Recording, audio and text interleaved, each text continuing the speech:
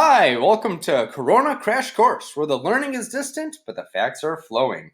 Hi, my name is Paul Todd, and for those of you who don't know me, well, everybody should know me, unless this blows up on the internet and I overthrow John Green, but that's not what this is all about. So, today we're going to talk about the Mongols. Again, now I know that you talked with John Green about this. You did the Ed puzzle, but we're just going to clarify some points and clear up some things. So before we get started, what you need to do is answer the question on Classroom. The question is it better to be feared or loved? Bonus points to anybody who gives the Michael Scott answer from The Office. Now, I know a lot of things have changed with the coronavirus and doing all this distance learning stuff, but some things haven't, okay? I'm still wearing the same flannels and drinking out of the same hydro flask with my black coffee. Which, by the way, that reminds me, today's episode of Corona Crash Course is brought to you by Duluth Trading Company, the bringer of Mr. Todd's wardrobe pretty much every single day.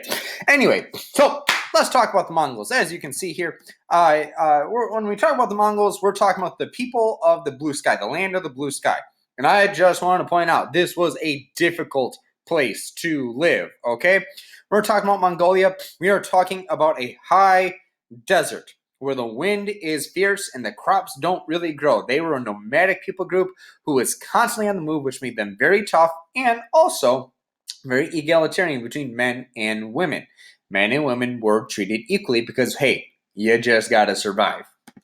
All right, so anyway, tough place to live, but that made the people there very tough. And we talk about tough people, you talk about Temujin, who we know as Genghis Khan. The Mongols call him Chinggis Khan, but I'm just going to stick with Genghis Khan to make it simple. So he was a federal leader who is elected by the Federation of Tribes. He proved himself by rescuing his wife from bandits and proving his courage and bravery. But anyway, when we talk about a Federation of Tribes, we're talking about a loose association of tribal leaders that swear loyalty to the Great Khan, in this case, Genghis. Okay?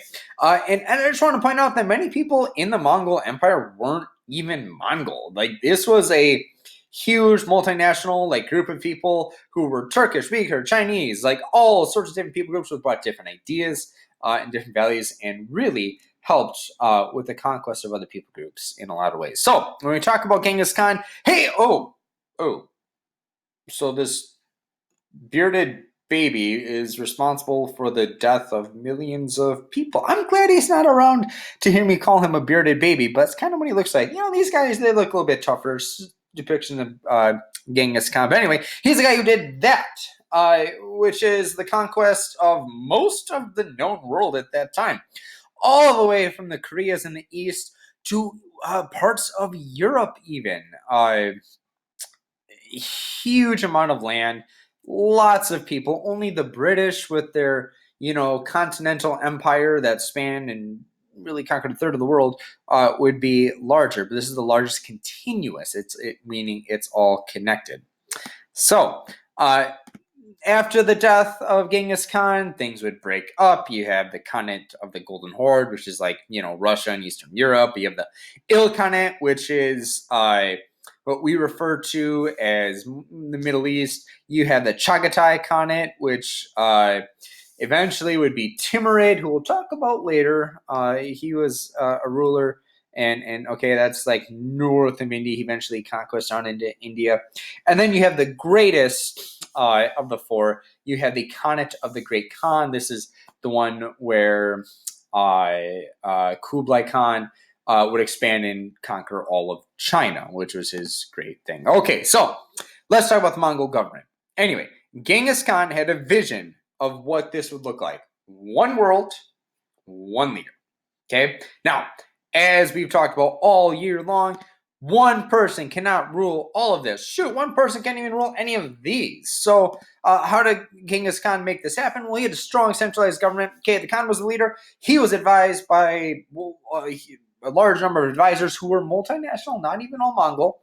Okay, and there were local governments. The local governments dealt with the day-to-day issues. Okay, and people were loyal to their local leaders, and those local leaders connected them to the Khan, and so they kind of made it work this way with one leader at the top and all these local leaders below. Okay, now you don't have a successful government, especially in this time, without a successful military. And the Mongol military was extremely successful. Check out this Wikipedia page. These are all their conquests, as you can see, and almost all of these were successful. The Mongol military was successful in almost every single thing it did, and that was for a couple of reasons. First of all, remember I mentioned that they were an extremely tough people group who grew up on the steppes of Mongolia, really tough place to live. Okay, they grew up riding horses, shooting arrows, migrating, being on the move. Like, they were built to be mobile warriors, okay? And so when you think of Mongol warfare, you think of this.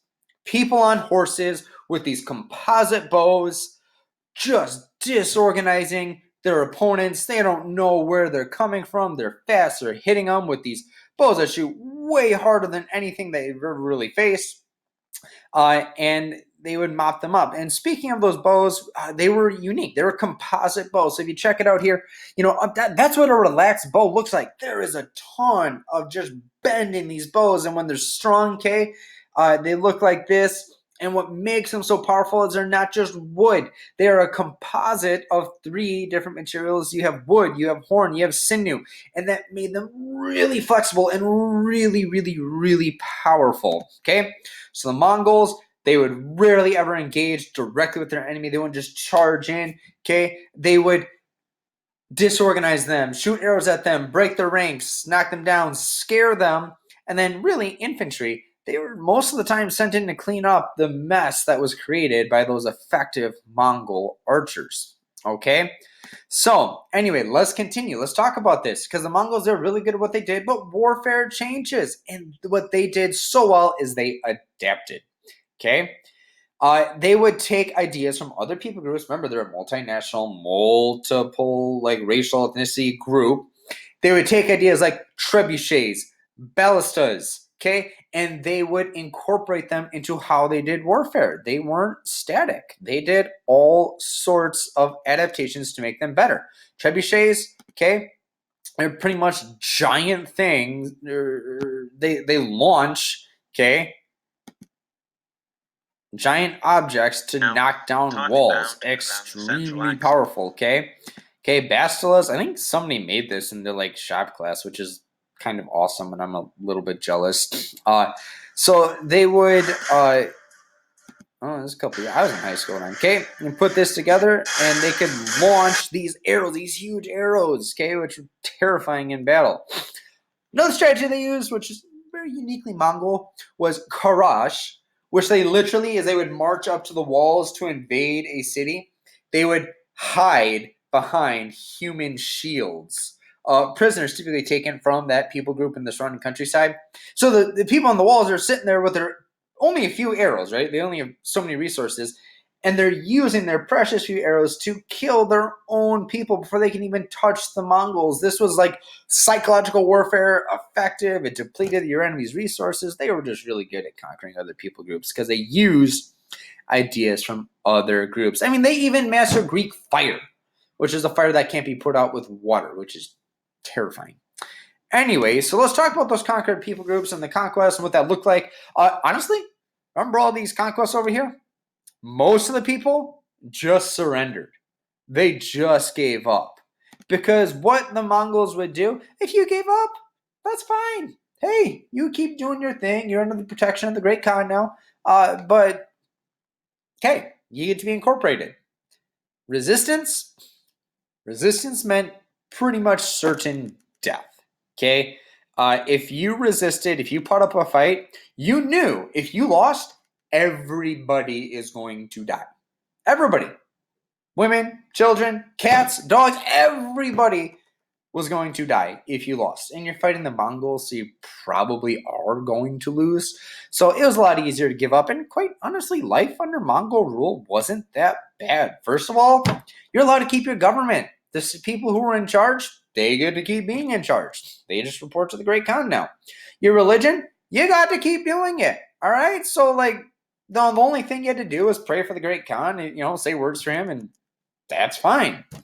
And generally, your way of life continued on mostly uninterrupted. Now, one catch: if you were a skilled individual, if you were good at what you did, a lot of times the Mongols would incorporate you, which meant that, you might have to move. You might be brought with a great Mongol army to use your skills, but they valued those skills, so it's almost like a blessing and a curse to be good at what you do. So anyway, let's continue. Now, I want to point out, as we talked about earlier, the Mongols did get blamed for the Black Death because it revitalized the Silk Road. Now, time out. Let's blame the Mongols for the Black Death because it revitalized the Silk Road. But wait a second.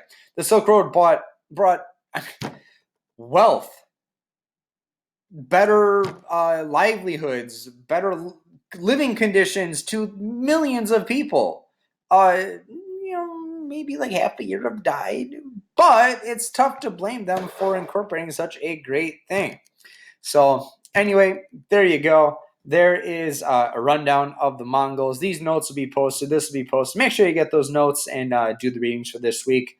Once again, this episode of Corona Crash Course is brought to you by Duluth and their wonderful flannels. I hope Duluth doesn't actually hear about me doing that. And I hope John Gray doesn't discover that I'm kind of copying his thing. But whatever. Hey, hope everybody's doing well, and we'll see you next time.